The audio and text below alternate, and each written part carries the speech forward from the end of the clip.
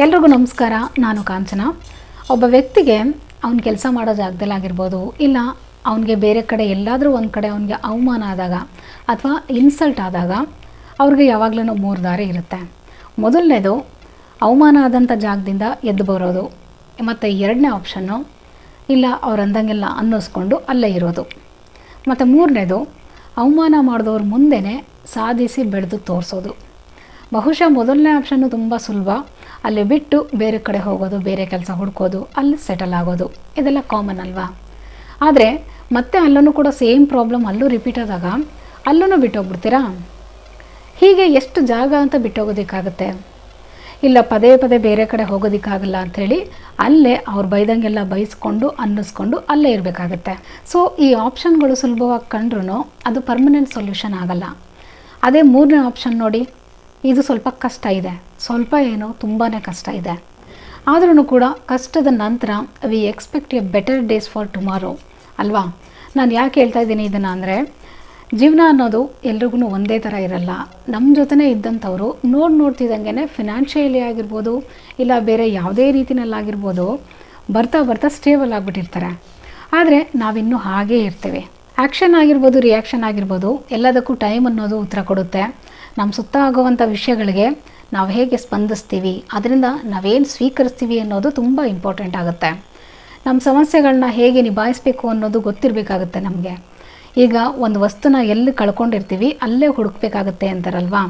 ಹಾಗೆಯೇ ಇಲ್ಲಿ ಒಬ್ಬ ವ್ಯಕ್ತಿಯಿಂದ ತನಗಾದಂಥ ಅವಮಾನವನ್ನು ತನ್ನ ಜೀವನದ ಇಂಧನವಾಗಿ ಕನ್ವರ್ಟ್ ಮಾಡಿ ಆ ಅವಮಾನ ಮಾಡಿದಂಥ ವ್ಯಕ್ತಿಗಿಂತ ಎತ್ತರಕ್ಕೆ ಬೆಳೆದು ತೋರಿಸಿದಂಥ ಮೋಸ್ಟ್ ಇನ್ಸ್ಪೈರಿಂಗ್ ಆ್ಯಂಡ್ ರಿವೆಂಜ್ ಸ್ಟೋರಿನ ನಾವಿವತ್ತಿನ ವಿಡಿಯೋನಲ್ಲಿ ತಿಳ್ಕೊಳ್ಳೋಣ.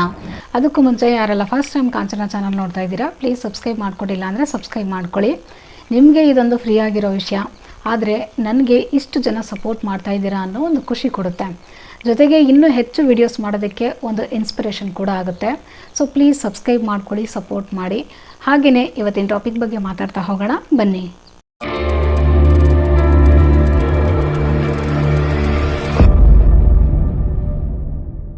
ಕಾರ್ ಇಂಡಸ್ಟ್ರಿನಲ್ಲಿ ಈಗ ಸದ್ಯಕ್ಕೆ ಪೀಕ್ನಲ್ಲಿರೋ ಲಕ್ಸುರಿ ಕಾರ್ ಅಂದರೆ ನಮಗೆ ನೆನಪಾಗೋದು ಒಂದು ಫೆರಾರಿ, ಇನ್ನೊಂದು ಲ್ಯಾಂಬೋರ್ಗಿನಿ ಅಲ್ವಾ?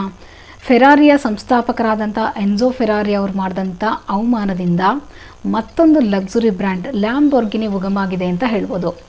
ಎನ್ಜೋ ಫೆರಾರಿ ಅವರು ಬೇಸಿಕಲಿ ಒಬ್ಬ ಕಾರ್ ರೇಸರ್. ಅವ್ರು ಭಾಗವಹಿಸಿದಂಥ 47 ರೇಸ್ಗಳು, ಅದರಲ್ಲಿ ಅವರು 13ರಲ್ಲಿ ವಿನ್ ಆಗಿದ್ದಂಥವ್ರು.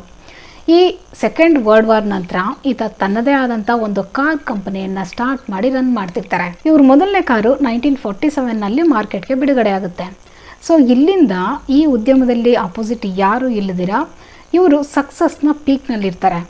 ಇನ್ನು ಈ ಕಡೆ ಬಂದರೆ ಇವ್ರ ಹೆಸರು ಫೆರುಸಿಯೋ ಲ್ಯಾಂಬೋರ್ಗಿನಿ. ಇವರು ದ್ರಾಕ್ಷಿ ತೋಟದಲ್ಲಿ ವ್ಯವಸಾಯ ಮಾಡಿಕೊಂಡು ತಮ್ಮ ಫ್ಯಾಮಿಲಿನ ನಡೆಸ್ತಾ ಇರ್ತಾರೆ. ಹಾಗೆಯೇ ಇವರು ಸೆಕೆಂಡ್ ವರ್ಲ್ಡ್ ವಾರ್ನಲ್ಲಿ ಇಟಲಿನಲ್ಲಿ ಏರ್ಫೋರ್ಸ್ನಲ್ಲಿ ಇರ್ತಾರೆ.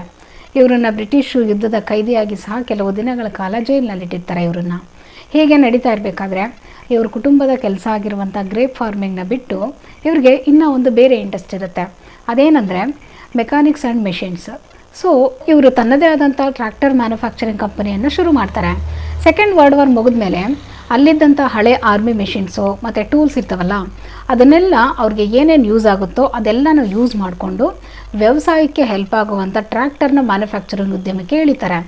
ಇವರು ಈ ಕಂಪನಿನ ಶುರು ಮಾಡಿದಂಥ ಸ್ವಲ್ಪ ದಿನದಲ್ಲೇ ಇವ್ರಿಗೆ ಒಳ್ಳೆ ವೆಲ್ತು, ಇನ್ಕಮ್ಮು ಮತ್ತು ಒಳ್ಳೆ ಹೆಸರು ತಂದು ಕೊಡುತ್ತೆ ಇವ್ರಿಗೆ. ಹಾಗೆಯೇ ಇವ್ರ ವೆಲ್ತ್ ಸ್ವಲ್ಪ ಹೆಚ್ಚಾಗ್ತಿದ್ದಂಗೆ ಈಗ ನಾರ್ಮಲಾಗಿ ಒಬ್ಬ ವ್ಯಕ್ತಿಗೆ ಹಣಕಾಸಿನ ವಿಚಾರದಲ್ಲಿ ಸ್ಟೇಬಲ್ ಆದರೆ ಒಂದು ಒಳ್ಳೆ ಮನೆ ತೊಗೋಬೇಕು ಅಂತ ಇರುತ್ತೆ, ರಾಯಲ್ ಲೈಫ್ ಲೀಡ್ ಮಾಡಬೇಕು ಅಂತ ಇರುತ್ತೆ. ಒಂಥರ ಅವ್ರ ಲೈಫ್ ಸ್ಟೈಲೇ ಚೇಂಜ್ ಆಗಿಬಿಡುತ್ತಲ್ವ. ಒಬ್ಬೊಬ್ಬರಿಗೆ ಅವ್ರದ್ದೇ ಆದಂಥ ಪ್ಯಾಷನ್ ಇರುತ್ತಲ್ವ. ಹಾಗೆಯೇ ಇವ್ರಿಗೆ ಲಕ್ಸುರಿ ಕಾರ್ಸ್ ಅಂದರೆ ತುಂಬ ಕ್ರೇಜ್ ಅಂತ ಹೇಳ್ಬೋದು. ಈ ಕ್ರೇಜ್ನಿಂದ ಲ್ಯಾಂಬೋರ್ಗಿನಿ ಅವರು ಫೆರಾರಿಯ 2 ಕಾರುಗಳನ್ನ ಪರ್ಚೇಸ್ ಮಾಡ್ತಾರೆ. ಇವರು ಈ ಕಾರ್ನಿಂದ ಕೆಲವು ರೇಸ್ನಲ್ಲಿ ಭಾಗವಹಿಸ್ತಾರೆ. ಆಗ ಈ ಕಾರ್ನಲ್ಲಿ ಕೆಲವು ವಿಷಯಗಳನ್ನ ಅವರು ಗಮನಿಸ್ತಾರೆ. ಅದೇನೆಂದರೆ, ಈ ಕಾರ್ನಲ್ಲಿ ಕ್ಲಚ್ ಪರ್ಫಾರ್ಮೆನ್ಸು ಸರಿ ಇರಲ್ಲ, ಪದೇ ಪದೇ ಬ್ರೇಕ್ ಡೌನ್ ಆಗ್ತಾ ಇರುತ್ತೆ. ಹಾಗೆಯೇ ಇವರು ಒಬ್ಬ ಮೆಕ್ಯಾನಿಕ್ ಆಗಿರೋದ್ರಿಂದ ಆ ಕಾರ್ನ ಆನ್ ರೋಡ್ ಪರ್ಫಾರ್ಮೆನ್ಸ್ ಸೌಂಡು ಜಾಸ್ತಿ ಇರುತ್ತೆ ಇದರಲ್ಲಿ. ಆಗ ಇವರು ಇದರಲ್ಲಿ ಸ್ವಲ್ಪ ಚೇಂಜಸ್ ಮಾಡಿದ್ರೆ ಇದ್ರ ಪರ್ಫಾರ್ಮೆನ್ಸು ಚೆನ್ನಾಗಿರ್ಬೋದು ಅಂತ ಅಂದ್ಕೊಂಡು ಇವರು ಆ ಸಜೆಷನ್ ಜೊತೆಗೆ ಫೆರಾರಿ ಅವ್ರನ್ನ ಮೀಟ್ ಮಾಡೋದಕ್ಕೆ ಅಂತ ಹೋಗ್ತಾರೆ. ಅವರನ್ನು ಮೀಟ್ ಮಾಡಿ ಈ ವಿಷಯನ ಅವ್ರಿಗೆ ತಿಳಿಸ್ತಾರೆ. ಆದರೆ ಫೆರಾರಿ ಅವರು ತುಂಬ ಶಾರ್ಟ್ ಟೆಂಪರ್ ಆಗಿರೋದ್ರಿಂದ ಇವರು ಯಾವುದೇ ಸಜೆಷನ್ಗಳನ್ನ ಅವ್ರು ಹೇಳೋವಂಥ ಸಜೆಷನ್ಗಳನ್ನ ಕಿವಿಗೆ ಹಾಕ್ಕೊಳ್ಳೋದಿಲ್ಲ. ಇದೆಲ್ಲ ಒಂದು 1960ರ ಆಸುಪಾಸಿನಲ್ಲಿ ನಡೆಯೋದಿದು. ಆಗಲೇ ಫೆರಾರಿ ಸಕ್ಸಸ್ನ ಉತ್ತುಂಗದಲ್ಲಿರುತ್ತೆ.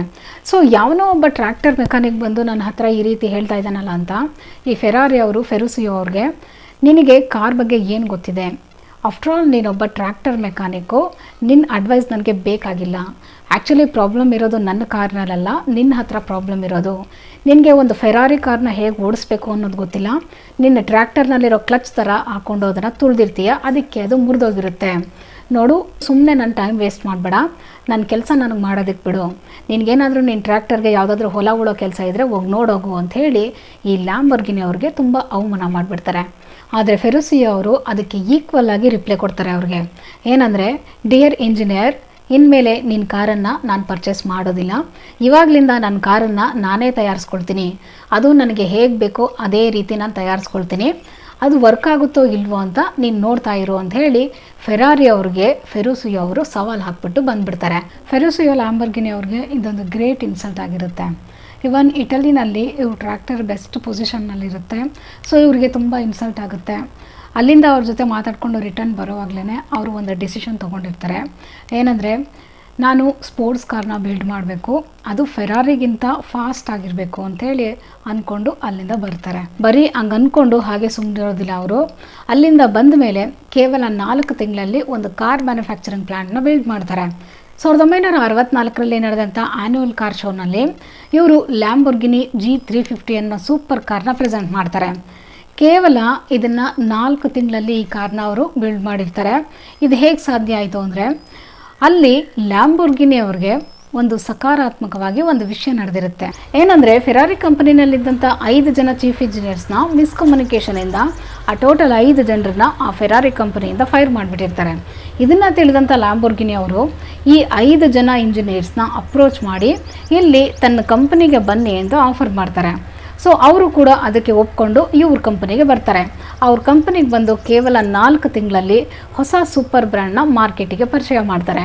ಇದಾದ ಕೆಲವೇ ವರ್ಷದಲ್ಲಿ ಸೂಪರ್ ಕಾರ್ ಅಂದರೆ ಬರೀ ಫೆರಾರಿ ಮಾತ್ರ ಅಲ್ಲ, ಲ್ಯಾಂಬೋರ್ಗಿನಿ ಕೂಡ ಸೂಪರ್ ಕಾರ್ ಅಂತ ಮಾರ್ಕೆಟ್ನಲ್ಲಿ ಒಂದು ಹೊಸ ಬ್ರ್ಯಾಂಡ್ ಆಗಿ ಹುಟ್ಕೊಳ್ಳುತ್ತೆ. ಫೆರಾರಿಗೆ ಸರಿಸಮಾನವಾಗಿ ಎದ್ದು ನಿಲ್ಲುತ್ತೆ. ಇದಿಷ್ಟು ಲ್ಯಾಂಬೋರ್ಗಿನಿ ನಡೆದು ಬಂದಂಥ ದಾರಿ, ಲ್ಯಾಂಬೋರ್ಗಿನಿ ಕಾರ್ ಹುಟ್ಕೊಂಡಂಥ ಕತೆ.